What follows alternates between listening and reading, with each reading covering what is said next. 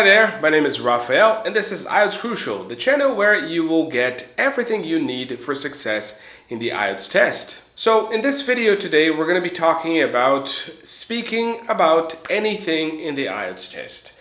So that's something that is really complicated for a lot of people. A lot of students struggle with what to say in the speaking test. In the first part, it's kind of okay for them because they can talk about personal experiences, they talk about what they like or what they don't like, their hobbies, so on and so forth.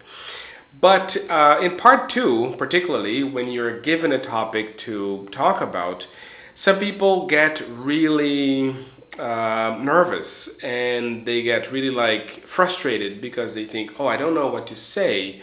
Or they think this thing that I was going to say doesn't make any sense, so I'm not going to say that. And that makes me think, why? I mean, why not? Why doesn't it make sense? And before we start, actually I'm going to talk about 3 ways. I'm going to show you 3 strategies for this. I want to talk a little bit about this. We have this tendency, students have this tendency of thinking that they need to talk about something extremely complex or complicated because they think, I don't know, it has to be some kind of extremely good, perfect answer. And it's not about the content of your answer. It's not about the story. It has to be an awesome story. No, it has to be an awesome message. The way that you speak about that has to be awesome because they don't really focus. They don't care about what the story is. What they care about is the English that you use. So the language that you use is going to impact a lot more than your story.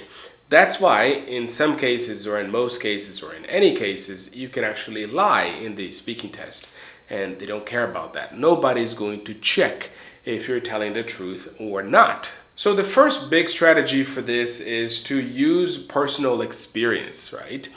I always make this joke with my students, which is, I ask them, have you ever been to a bar with 4 people at least, I don't know, 5, 6 people. Or, I don't go to bars. Okay, have you ever been to a restaurant? Have you ever had dinner in your house with some friends? And I'm pretty much that 99% of people have had this kind of experience. So when they answer to me yes, I just tell them, all right, imagine that you are having dinner with around 6 people, 4 to 6 people, and you do that for 1 hour, which is the normal time that you spend on a meal. In this 1 hour, how many topics do you think you have talked about? Wow. Then people start thinking, wow, that's many topics, right? In 1 hour, we can talk about so many different things, and I agree with them.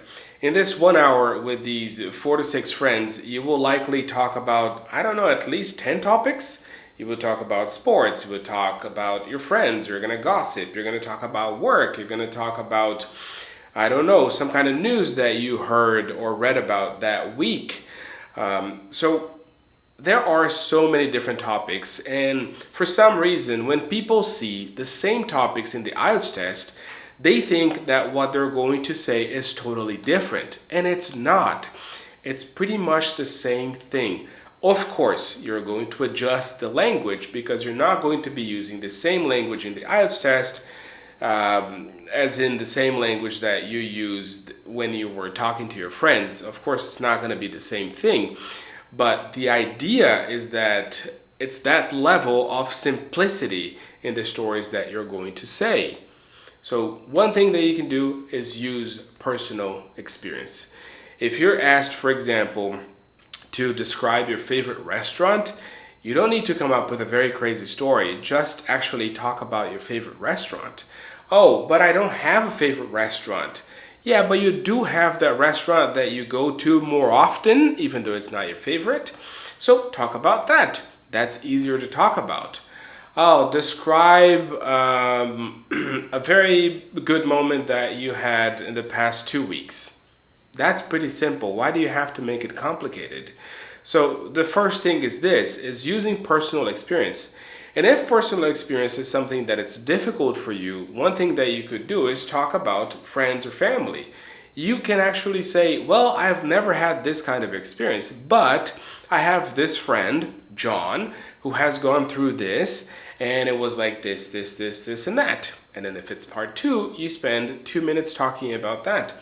Oh no, but it's not my answer. Of course it's your answer. Your English. You're using your English to answer that. That's what matters. Doesn't necessarily have to be all about I.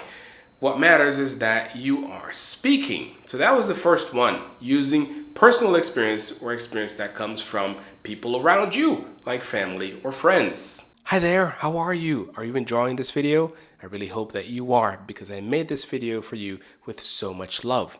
Anyways, I just want to say that everything that you need from us, from IELTS Crucial, is in the description box, just below here. So you can go there, you can click the links, or you can just go to IELTScrucial.com to know and to learn everything we do for you. So back to the video.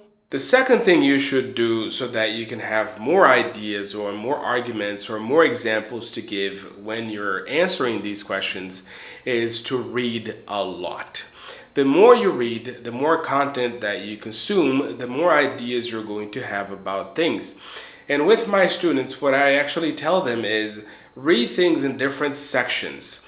I'm a sports guy. I really like soccer, so I only read the soccer part. That's not going to help you very much. If you get a question about soccer, that's going to be perfect for you.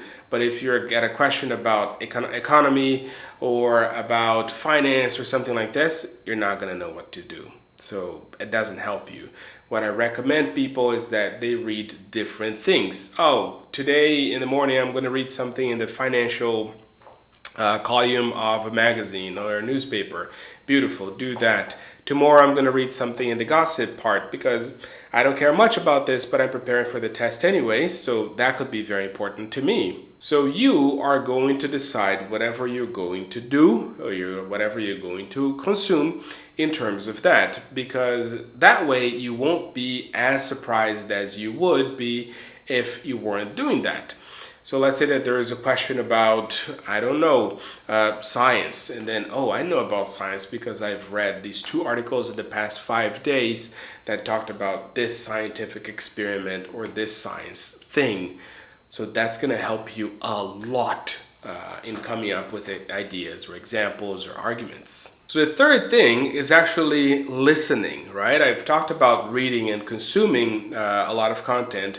But if you're not a big reader, or if you don't like to read so much, you can listen to podcasts and watch movies and TV shows. But again, it has to be like various different types of content. You can't just go for the same thing. You can't just say, oh, I love the sitcom The Office, and then all I do all day is watch The Office. That's not going to help you that much, right? So you have to do different things. Watch movies in different genres.